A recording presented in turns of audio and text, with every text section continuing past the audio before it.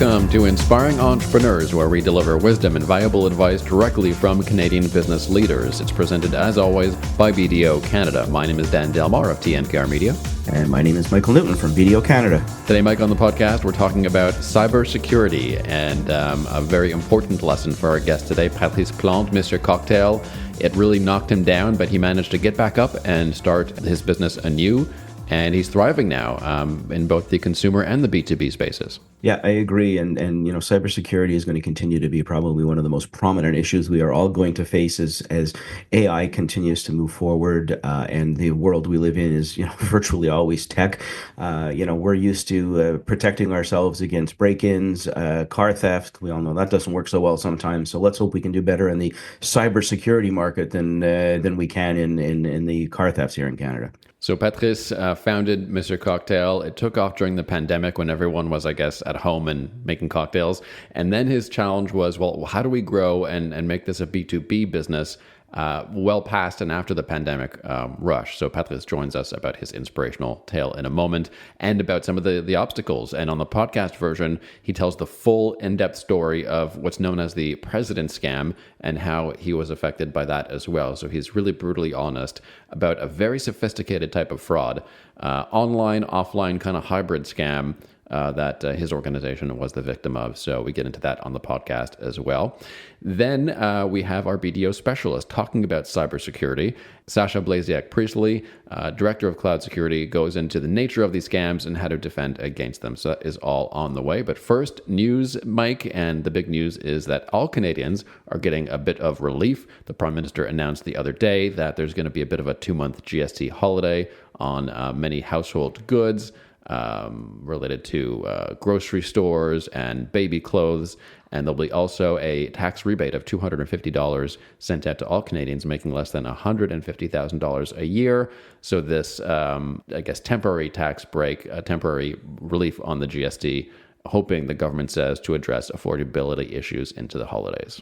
Can I be the ultimate skeptic here? The first is it's always nice to get your own money back. The second, without fail, is we know the Liberals are in a difficult position right now. We know we're trying to find a way to build a little bit back up. While I think that this is going to benefit some people, I think it really is kind of a goodies package before the holidays. And I'm not sure, for the majority of people, because I think if my memory serves, Dan, it's anybody making under $150,000 a year. I'm not sure how $250 in GST for somebody making $125 a year is going to have a significant impact. I think it has a bigger impact at the lower level, and I really hate to say this, but I really think they should have lowered the threshold and given more to the lower levels. Yeah, it does seem on the political front like a bit of an electoral move. We'll have an election next year for sure, perhaps even earlier. And for those wondering, just in terms of political analysis, at the vote passing level, the NDP has signaled they will support this exceptionally, and so this will go through. Is this economic stimulus, Mike, before the holidays? Will this shift any numbers in terms of consumer confidence in the holidays? No, I can't see how it's a significant impact, because those people that need the money are going to need it for food. They're not going to need it for, Christmas things. It's basically going to be to shore up, the table to eat with.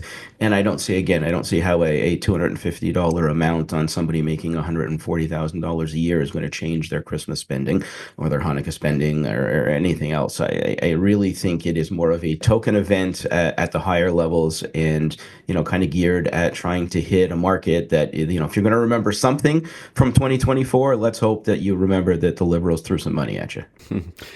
In probably more consequential economic news, the NAFTA or UMSCA talks are resuming now, the multilateral deal between Canada, the US, and Mexico. However, some premiers here in Canada, including the Ontario Premier Doug Ford, would prefer a bilateral trade deal with the United States, excluding Mexico. What do you make of this shift in perspective from Canada's premiers? And would this be beneficial to have a bilateral versus a multilateral North American free trade deal? I think there's two elements here. The first is obviously Canada's trying to get away from trade tariffs with the US. So, however you want to slice it and dice it and turn it into a deal, bilateral would essentially lift and waive the majority of, if not all of the tariffs between Canada and the US. So that's one element of trying to kind of protect the Canadian side of things.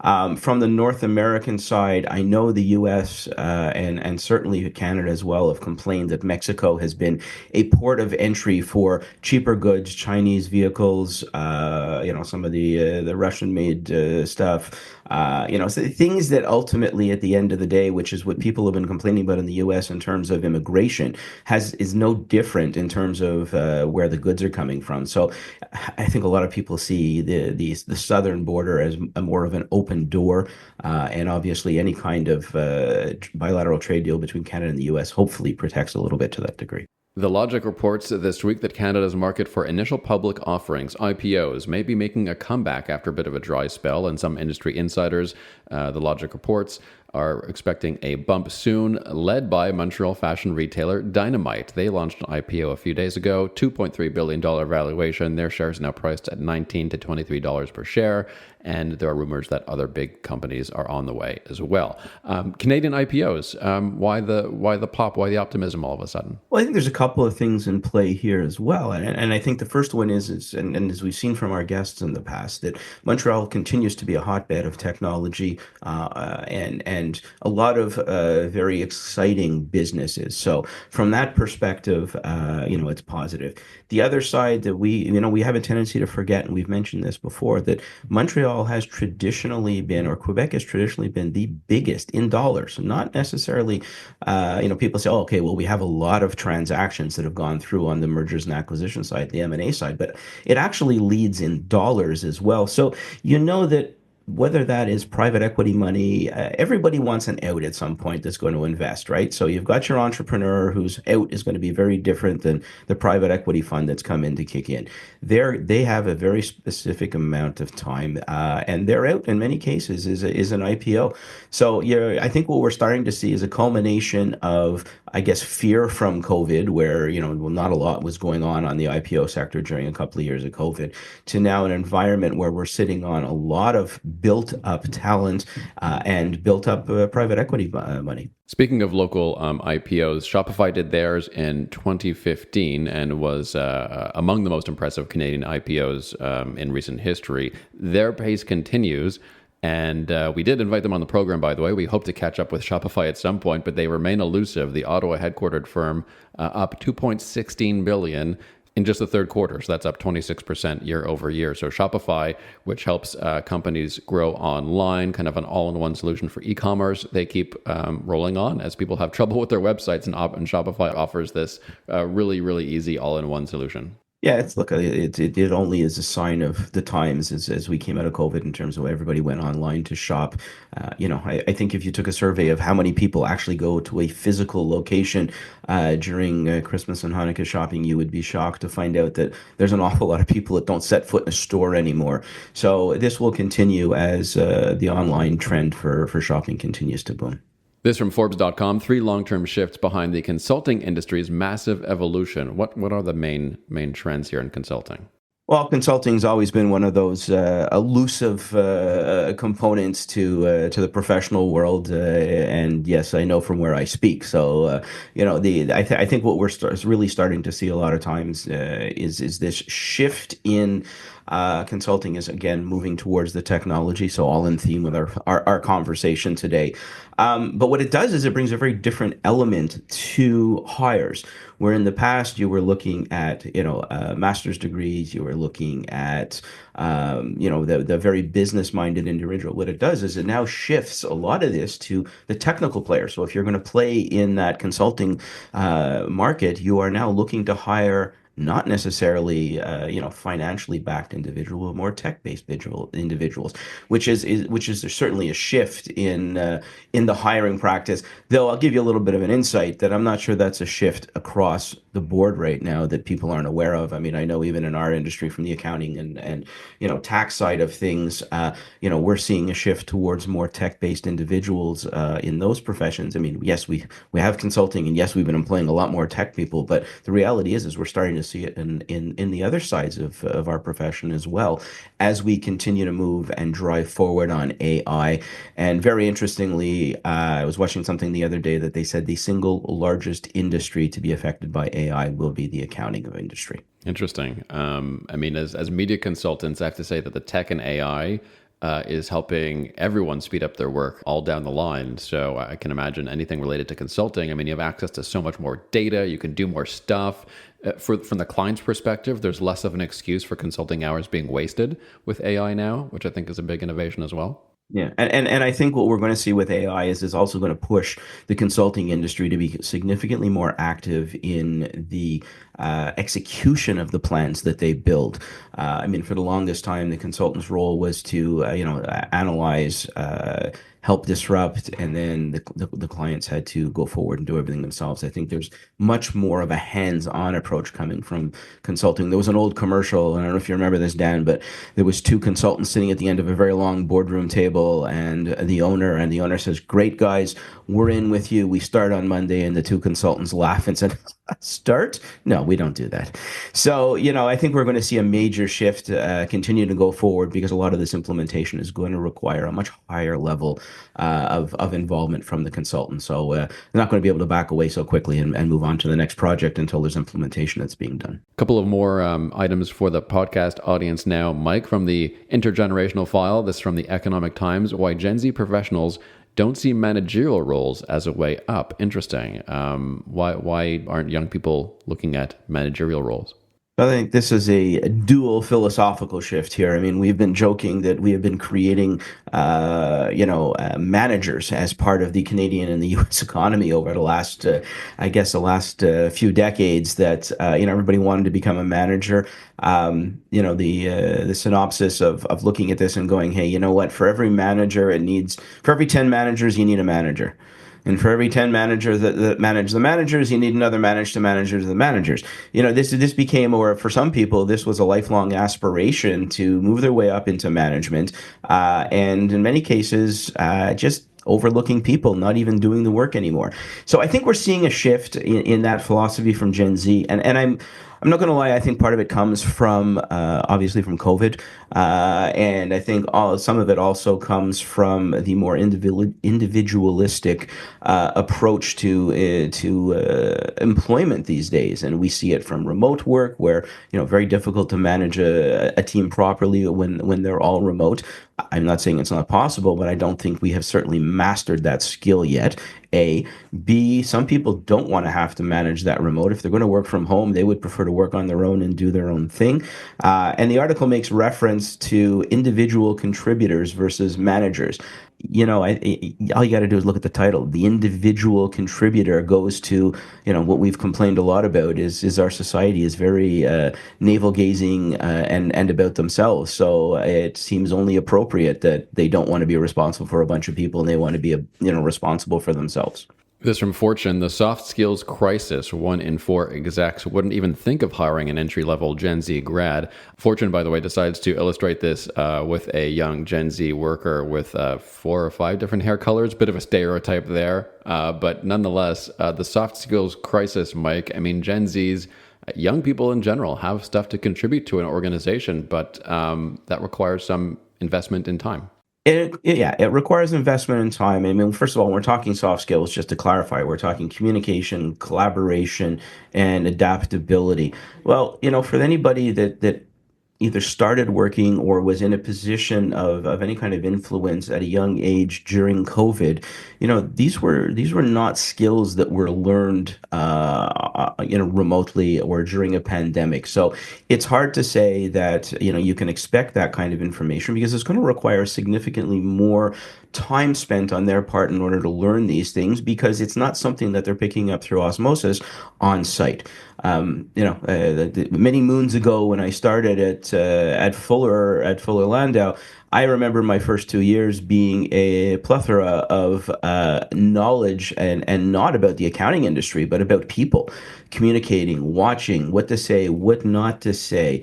Learning to, change on the fly and do. Well, if you're working remotely, there's not a lot of flexibility that comes into that, because you're not hopping in a car and running to a client's every on a different hour. You're not learning to work together because it takes a very different skill to work together. So I think there's a bit of a link here between this article and the previous article, ultimately at the end of the day. And yeah, it's it's unfortunate that it's couched like this in the article, but I do feel that watching the talents come in, that there is certainly some truth to this statement.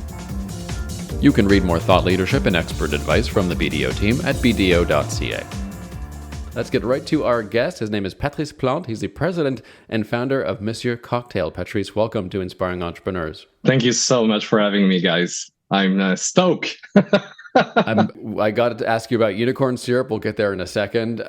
But you're so visible. You guys are everywhere. And probably every supermarket that I see, you're just a presence in the alcohol section near the soda pops and all of that.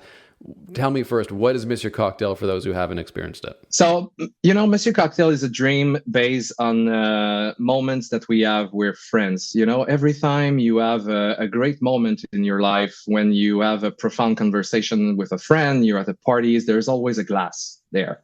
And that's where I come in. So Monsieur Cocktail is your facilitator, if you will. So we try to invent the best syrups and mixes and products in the world, so that you can enjoy this moment. And we dream of a world that is less divided and where we connect more with people.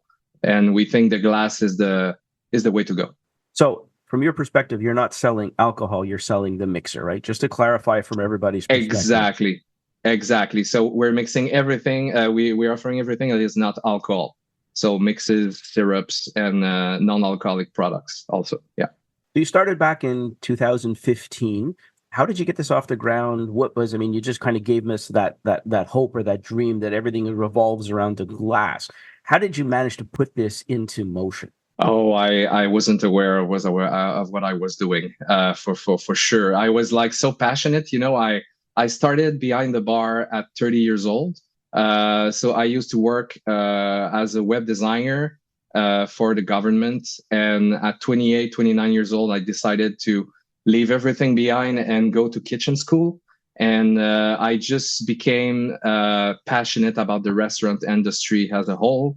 And I quit my French kitchen classes to go behind the bar to connect with people. So basically, I started very, very early. And after a couple of years, I started doing TV shows, broadcasts. And I was like, okay, I need to go faster with this. I need to democratize this moment between people. So I decided to open a boutique on Saint Joseph Street in Quebec.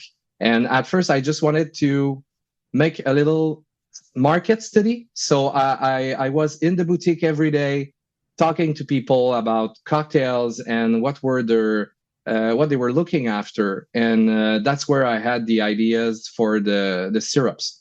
So what I started to realize is that, mixology is not like cooking. There are not going to be a lot of mixology shows on TV because it's not something you have to do 3 times a day. It's not the same thing. And I don't think people will invest a lot of time in mixology instead of like pasta making and all that stuff. So basically I was like, I must create something that is ready to drink, something that got all the complexity. So the people having a moment in their homes just have to pour the syrups, pour a base, maybe a alcoholic or non-alcoholic spirit, et voila. So I developed the syrups differently. It's not just sugar and water. It's very complex in the level of acidity, in the spices we infuse. So you have something that is ready to mix and that will bring the flavor that you are looking for, some that you have from professionals in a bar, for example. So you're basically creating the means to an end, and you're creating the experience that comes from it, as opposed to necessarily creating the drink, which for some people is an experience itself. Yeah, and I think there's a lot of, I'm a cook at heart, and I think it's so much better when you prepare something for someone else. I mean, the level of happiness that you get from that, it's from my hospitality soul, I think to give something that you've made is so much interesting. It comes from the heart. If you bring a nice wine that you have bought in your last European voyage, you're gonna speak with your head. So this is the producer, this is the taste, la la la. But when you make something for someone, you speak with the art, and that's where I want to be. Yeah. To say, Mike, both Marjorie and I, we both have marketing backgrounds, and Patrice, you have really great lines. I mean, your pitch about moments and friend moments and creating those moments is really interesting. I'm sure you're creating a lot of cocktails and mocktails that wouldn't otherwise exist. I remember when someone told me about unicorn syrup and I went and bought it, and then I had all these other mocktails with it. And you're right, I did create several experiences with that unicorn syrup. What's the deal with that product? What's in there and what's so special about it? That's where, a dare situation. So back then I wasn't a father yet. And but for me, it's very important to give back. To be in business for me is a privilege, and we'll talk about this later about how I like to connect with my community. So I wanted to find a way at the very beginning to give back, and I was really moved by the Make-A-Wish Foundation back then. So we decided in November to create a product to buy a dream for one particular kid. So it was kind of a dare. Like, let's do it. Let's buy this dream. And all the team were super stoked. And they told me, Patrice, you're such an artist. I dare you're not game to invent a unicorn syrup. I was like, okay, I can. Let's do it, but let's do it. Let's go to the bottom of this idea and let's do it 100%. With sparkles and paillettes and all that stuff. So basically, it was supposed to be a one shot. So we had 8,000 bottles produced. We gave back $1.50 to the foundation to buy the dream because the dream was $12K. And we sold all those bottles without any listing in any stores in 3 weeks, just online. I was like, oh my God, what's happening? And people were just like, stoked by the idea, but it wasn't an intent. It was just, oh my God, such a good luck. And it became my best-selling syrups for like 4 years in a row. And so that's how it happened. So, the goal was just to make a product that embodied the dream. So, the product is dreamy. You can share it with your family. You can create something special. And I think to create a product that goes hand in hand with the foundation that you're investing in, I think that was the initial goal, and maybe that's why the product was so well received by our clients. You come across to me as a very social, very vibrant, very dynamic individual. What drove you to web design? It just seems like it's the other end of the spectrum to the personality that has, I guess, flourished in the last while, or was always there and just was, behind a desk. Yeah, that's kind of a long and interesting story. But let's just say that I was I'm still a geek, but I was really like a nerd. When I was young, I didn't have a lot of friends. I was reading books. I wasn't really a social creature. And that's why I went to the web design because, it's like, I'm a nerd. I'm going to do something with a computer. But I wasn't really, again, on my X, I didn't know really what I wanted to do with my life. So I just started to write a blog because I love writing. I love words. And someone from the magazine Voir at this time just give me a job. And I fall for the restaurant business. And it's just exploded my social potential, I guess, because I was really a nerd, introspective kind of guy during my 20s. And it just burst during my 30s, really. Yeah. Our guest is Monsieur Cocktail, Patrice Plante. You've for sure seen him around the soda section or the alcohol in your major grocery retailers. We're talking about the special story about unicorn syrup, and Patrice has a special story of his own. And Mike, we're talking about introverts, earlier on in our careers. I'm sure we would both be described as introverts. Similarly, Patrice has that story as well. There's a virtue to sort of sitting back and waiting and just, I guess, waiting for your moment to come out into the spotlight. Actually, Dan, I would like to come back on that final thought that Patrice just had. The discussion of who we are and who we think we are and who we end up being is a very interesting discussion, especially for entrepreneurs. And, I joked, I started at Fuller, I was 21, 22, and for 5 years, I never said a word. Complete introverts. And one of the partners I used to work for said after 5 years, Mike sans faire des fleurs du tapis.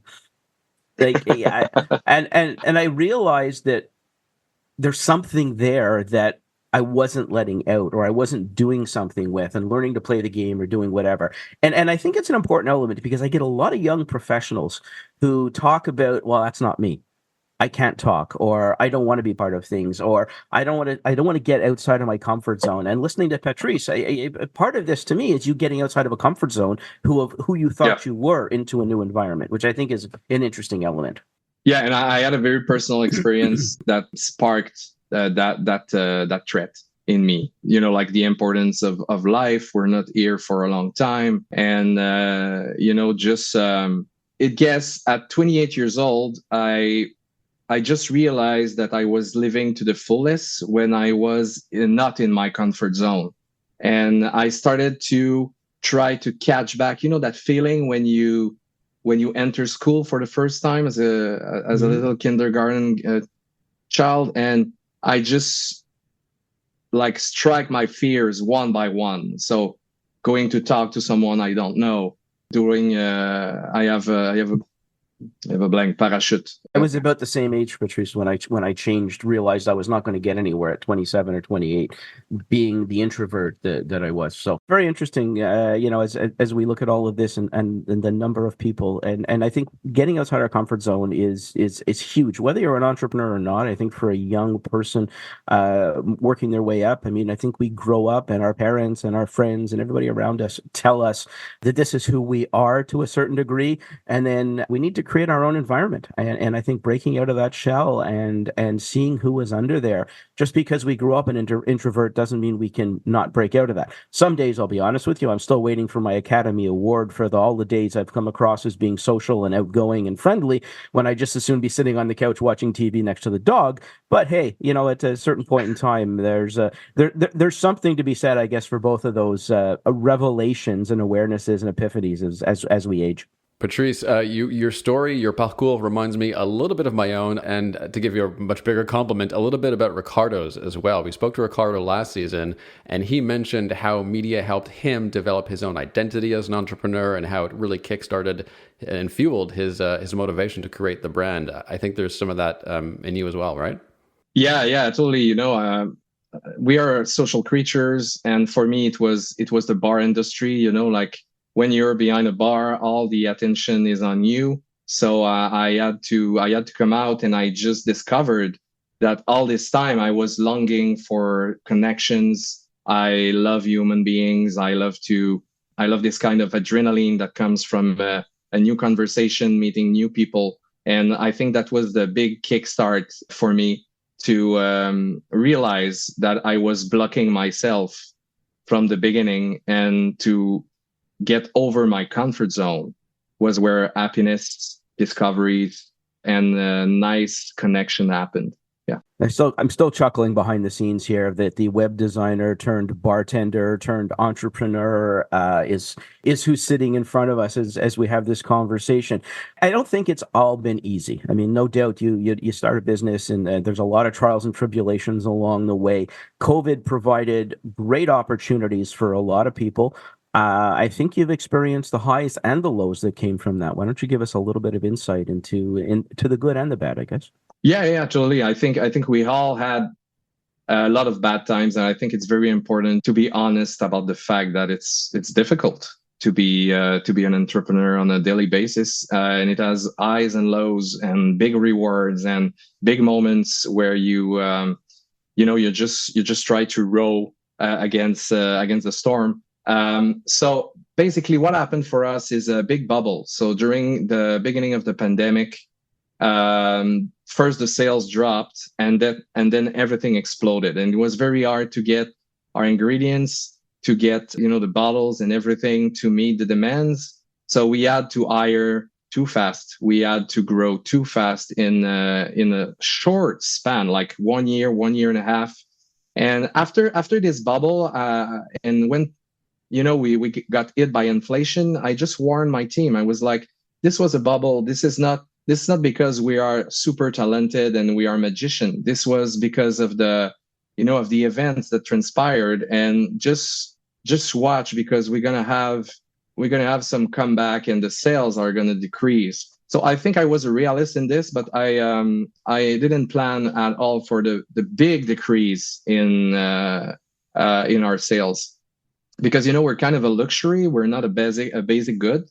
So the inflation hit us hard, and we had a series of bad lucks during 2022 where we lose our cans provider, and so we lost a lot of sales. We lost all that we had built as a brand with our ready to drinks. And then we decided to launch the non-alcoholic dream, which was a part of my journey since 2014, when I first went to Las Vegas with a Montreal company to showcase non-alcoholic products. So this has always been a part of my identity.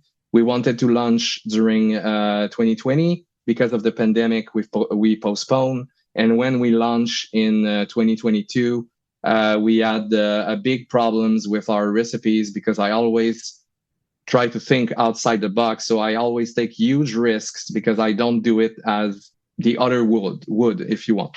So we had a big problems with big production. So we lost a couple hundred Ks with that situation. We missed the big opportunity of being listed in every major stores.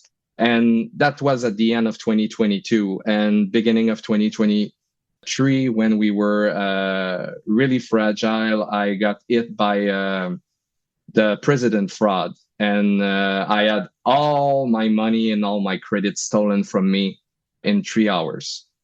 So that was that's not something I would recommend to my enemy, for sure. This was a very stressful moment. We had to fire like 75% of our staff, so that was very emotional, and we had to take a stand. So I think human beings are at their best when they are like in a desperate situation. So we had to take the good decisions. We had to take our business model, burn it, and start from the ground up. So we decided with the small team to change our business model from a B2C to a B2B component, to go back to my beloved restaurant industry with our non-alcoholic products. And despite all that happened, we slowly but surely we took the walk up the mountain. And in 2023, in the fall of 2023, we finally launched Noah, which is our new brand of non-alcoholic products. Even if we were a team of 19 people and we're back to a team of 5 people, So for the past year, we invested a lot to make this dream go beyond the borders of the province of Quebec. So we decided to invest the small money we had in a new sales team and we decided to go back, to the old books. So we just decided to drop, like in Toronto, me, my CEO and my business development manager. And we just went into restaurants, we ordered drinks, say, hey guys, we're a non-alcoholic company. Here's our products. What do you think? And we started like this, and we have 100% response from that. So everyone loves our products, and it allows me, in a time of struggle, it allows me to just go back to my roots, go back to my why, and to say, hey, I want to reconnect with those guys. I want to reconnect with the bartender, with the guys that I work with in the past years before being an entrepreneur. And I think that was the decision to make. And now we are exporting in all Canada. We sent our first pallets in the United States. My colleagues right now are in Europe for a big 3 weeks commercial mission. And we just decided, the only thing you control is your attitude. So it was a very dark times, but I was like, okay, I can stay in this darkness, or I can just flip and, okay, this is what's in front of me. This is my means. This is the money I have left. This is the great people I work with, and how I can take those assets and make something great, make something very special. And that's what we did, basically. So I think it's all a question of attitude when you have those kinds of challenges. So I want to clarify. I mean, the president fraud is not the president of your corporation. This is a scam that is out there, correct? And this is basically where a criminal posing as a company executive is convincing an employee to transfer funds of money, whether it's to pay payroll, whether it's to pay a supplier, whatever the case is. So this is somebody from the outside who's targeting your business and finds a shall we call them a weak link, or somebody who is vulnerable, in order to start transferring funds. So this was not an internal job of your president defrauding you. And I want that to be important for the audience. Yeah. I want this is important for the audience, because I think part of the recognition here is this is something that could happen to anybody. Okay, at the end of the day, it's not like you hired the wrong person at the end of the day and you hired a criminal. This is from the outside in. This happens to seniors. It happens to children. It happens to, obviously to businesses. And this is the type of thing where you need to make sure that your policies and your procedures going forward what have you changed? What stop gaps or what exercises have you put in place to avoid something like this happening again in order for you to go forward? I think it's important to talk about this because it's a psychological fraud. It's not a cyber fraud. So it's really, you receive a call for a fake lawyer and people that put pressure on someone which is a victim, which is psychologically weak in this particular moment. For us, it was the person in charge of the finances just lost someone very important to her, and they just strike on that day. So yes, there is a cyber fraud component because they succeed in hacking the emails of the company and they pass themselves for me, which is the president. So they send emails with my signature, with my email, and that's how they got in. And that's how, after that, you have a big circus of lawyers and finance people that call, that put pressure.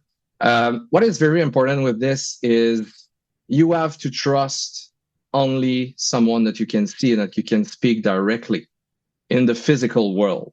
That's the only way. So the procedures that we put in place are very simple. You never trust a call. You never trust an email. You never trust a message. You have to speak directly when there is something out of the ordinary or something special going on. It is the only way, and you cannot trust anything. And now they got AI, so they can receive a call on your telephone with my voice. Because since I go public, my voice, they have a lot of records of my voice. They can duplicate it. That goes also for you guys. So it's very important to never trust a call. Even after the fraud, the inspector from the police that were taking my case, I didn't trust that he was who he was. So I went to the police station and I say, this is the identity of the policeman that called me. Does this guy exist? I went in person to the police station to make sure. So I think this is the only and the biggest piece of advice.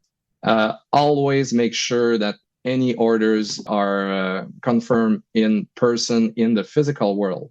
Because again, in a Zoom meeting, they can fake a lot.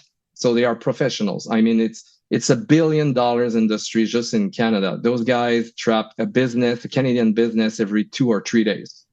It's crazy. Yeah. So basically, just trust someone that is physically in front of you. Yeah.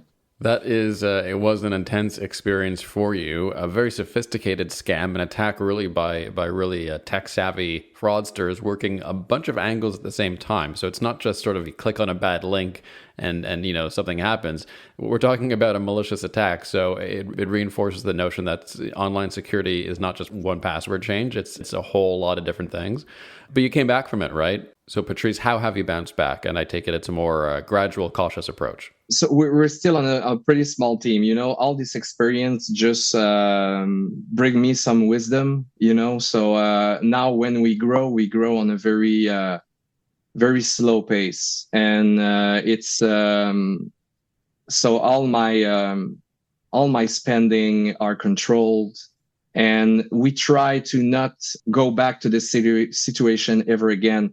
So we just have a more lean operation. We have a better bottom line. We hire differently, and we fire people more quickly. Also, if it doesn't fit the culture, if it doesn't fit the kind of talent that we need, because like every buck count, and I think this was the biggest piece of wisdom for me. So, I'm a very generous guy. So I was spending maybe too much. Maybe I had one or two employees that were not really, really necessary.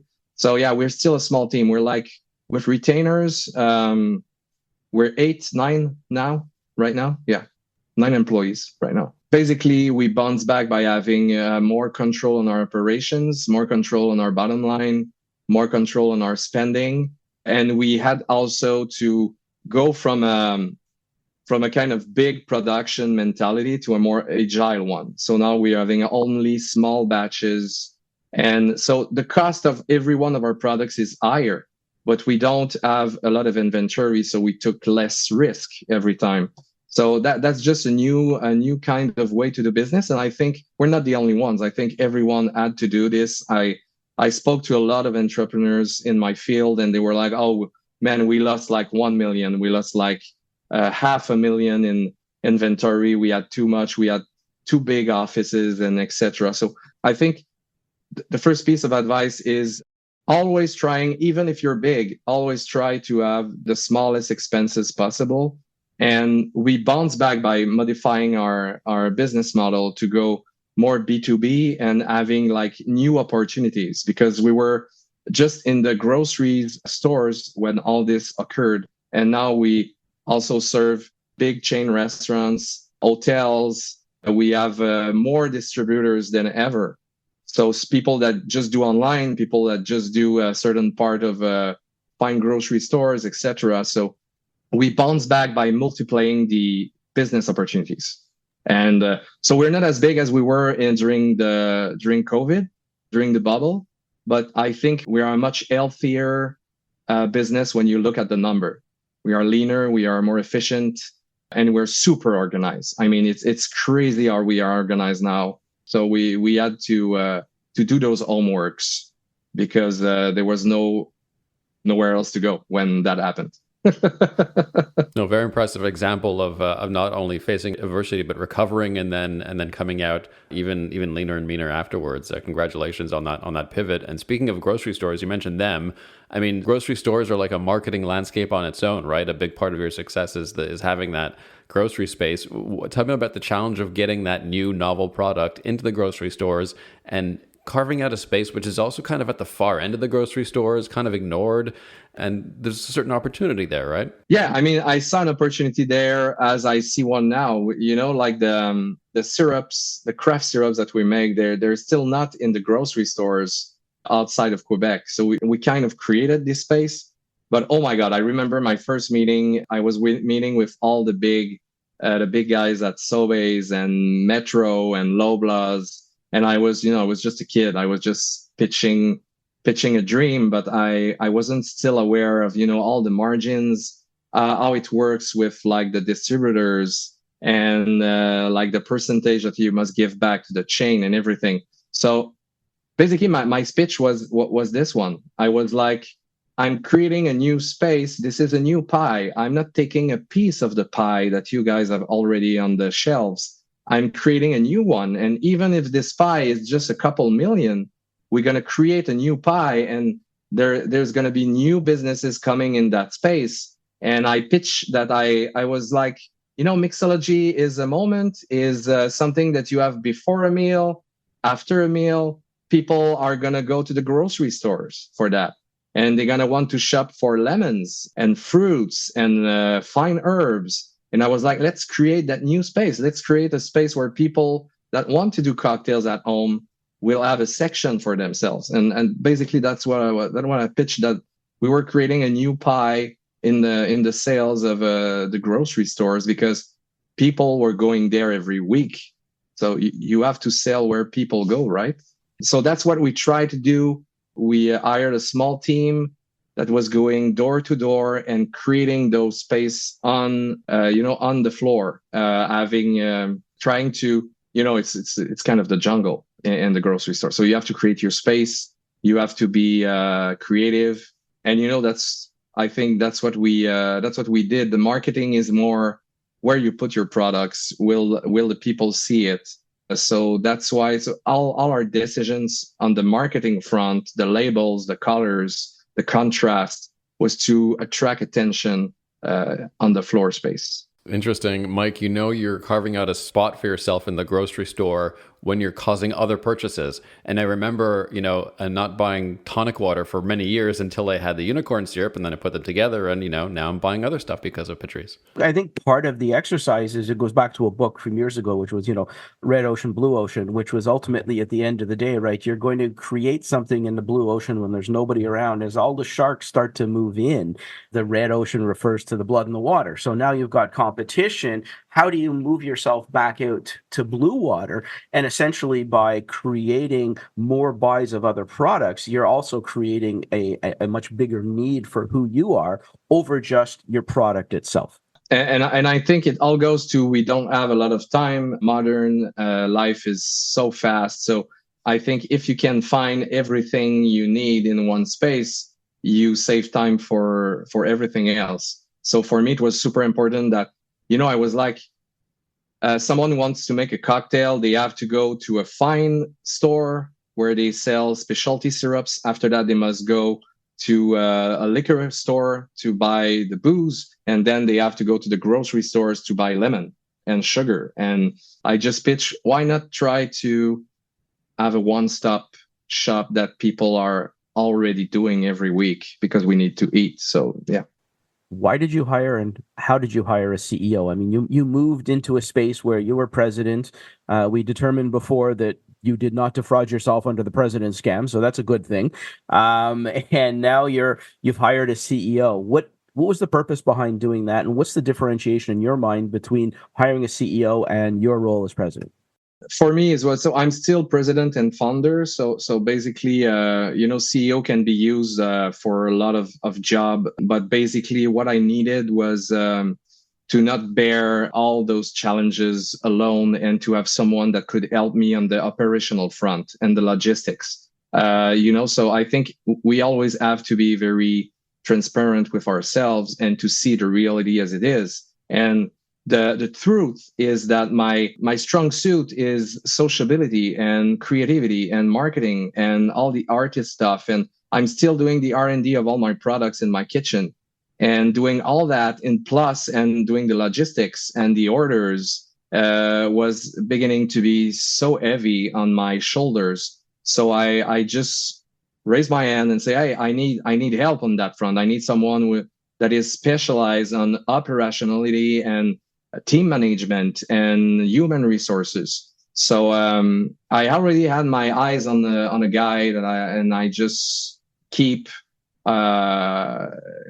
harassing him for like 3 years, and he finally said yes. And so basically that's all I always do. I will say that you cannot wait for the fish to jump in your boat. You have to fish. You have to go for it. I love these kinds of do it.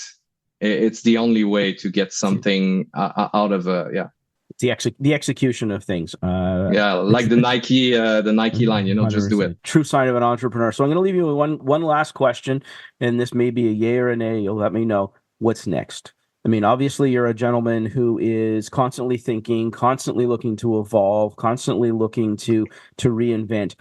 What's on the back burner right now? What's going on in your head, and is there anything you want to share with us? My mission, my vision is to connect to people. It's to live in a world less divided. So it's more about connecting with more people in other states, in other countries, and to have those connections for me and my family and my team. So on the outer front, what we aim is to connect with more people and to be able to bring our non-alcoholic products and our syrups, which are, I think, very different from the competition inside and outside, So what's come for us is a lot of business development opportunities. We're looking and we're going to a lot of shows in New York, in California, in Florida, in Europe. And we just want to get out there, get the word, and get people to taste our products. It's not in a conquer the world philosophy. I think it's more to connect and to grow in the inside, to allow us to have more money to bring the company that I always wanted to have for my employees and for my communities and for my people, you know. Patrice Plante, Monsieur Cocktail, will have his one piece of advice for inspiring entrepreneurs coming up next. But first, let's check in with our BDO specialist. Sacha Blasiak-Priestley, Director of Cloud Security for BDO Canada's Cybersecurity team, here to talk about, of course, dangers online when it comes to your business. Sacha, welcome. Thank you very much. Thanks for having me. We were talking about the specific type of scam that Patrice Plante was a victim of. It was really difficult for him and his business to go through this, and he goes into great detail, about 15, 20 minutes, on the details of what's known as the president scam.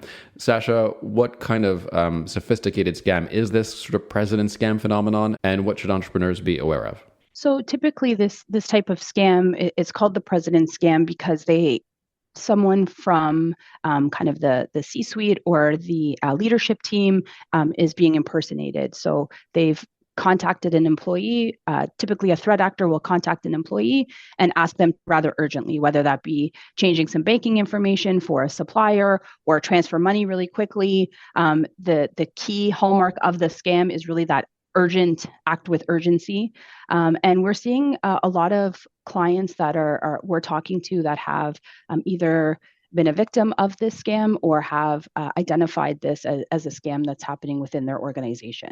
Yeah, I think, Sacha, you're 100% right. I think the issue here is the sense of urgency to get people off guard, right? The whole goal here is to not let you think about it. If you think about it, chances are you're gonna fall into the logic zone and go, hey, wait a sec, this doesn't make sense, or I'm going to go to IT and see how to address it. So, I mean, we see it in all kinds of scams in people's personal lives. You know, the grandmother scam. I mean, there's a whole bunch of things out there that are just, you know, horrible when you look at how they prey on people. But I mean, this is your life, so I'm not saying you're being preyed on. This is your life, right? In terms of dealing with cybersecurity, what are the three most common types of cyber attacks or fears that you guys live with on a daily basis? So I think the three most common types of cyber threats really kind of break down into malware, phishing, and ransomware. So malware being a malicious piece of software, including what we would historically think of as computer viruses or worms that really cause damage to systems or disrupt operations. Phishing is one that I think a lot of people are familiar with. It's the typical scam of you get an email, they're trying to get you to click on a link either to install perhaps some malware or to provide your username and password.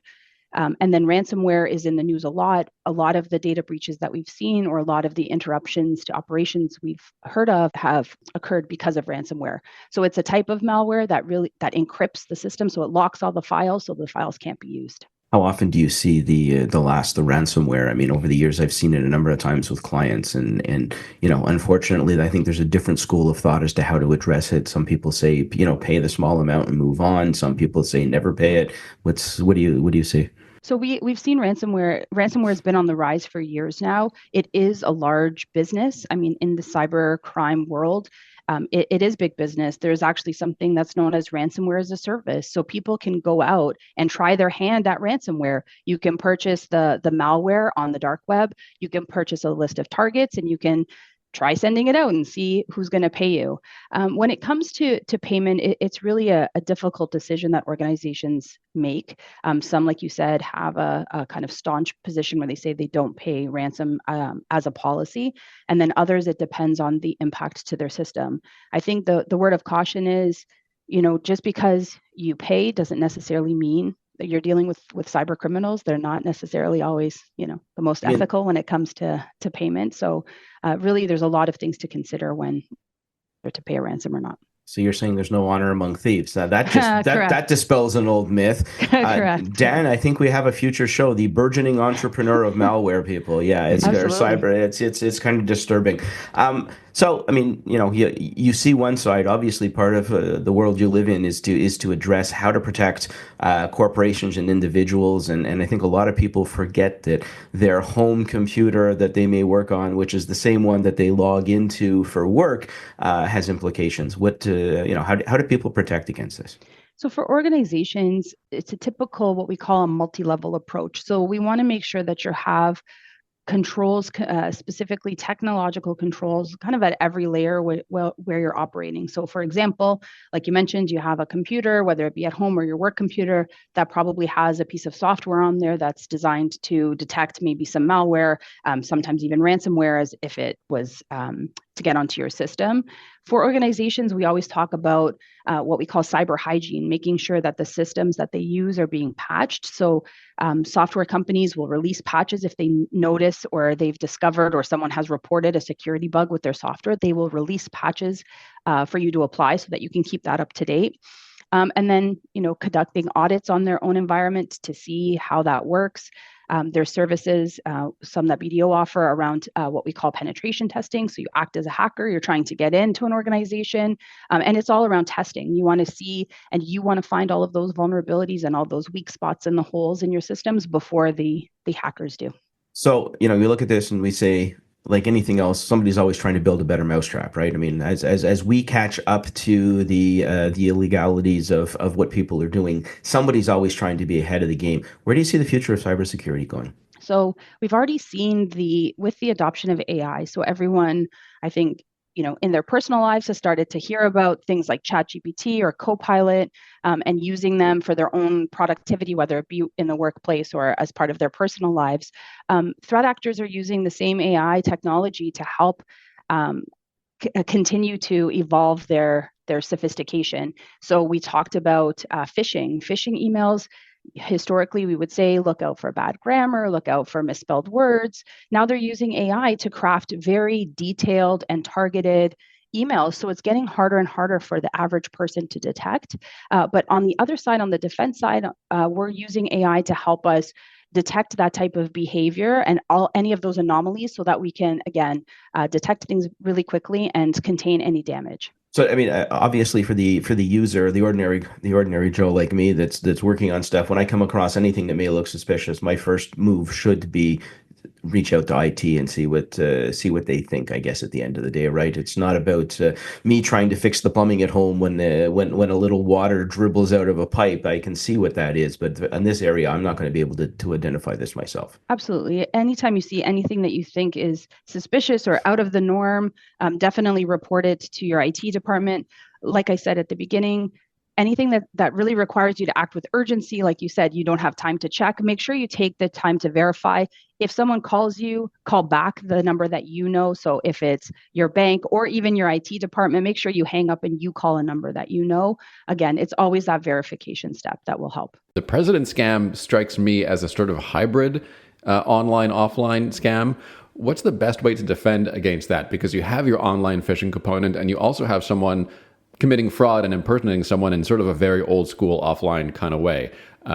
Is two-factor authentication then sort of the best remedy to these kind of very sophisticated hybrid scams? So again, it's verification. So the president scam, the reason why it is successful, and I think we touched on it in the beginning, is because you have someone in that position of authority that's reaching out and asking you to do something. So that's why it's effective, right? So it's not just, someone, a coworker asking you to do it. It's kind of your boss's boss's boss that's asking you. So the key is really verification. We're even seeing some clients going back to, paper files where they have the phone number of the person, when they registered with the company and they're calling that number. Again, emails can be spoofed, emails can be compromised, signatures at the bottom of the email that have your contact information can be changed. So it's important that you call or you verify with a source that you know. Another prominent case in Montreal of a festival that lost a significant amount of money simply by not checking their invoices. So a scammer would send invoices and people just paid them.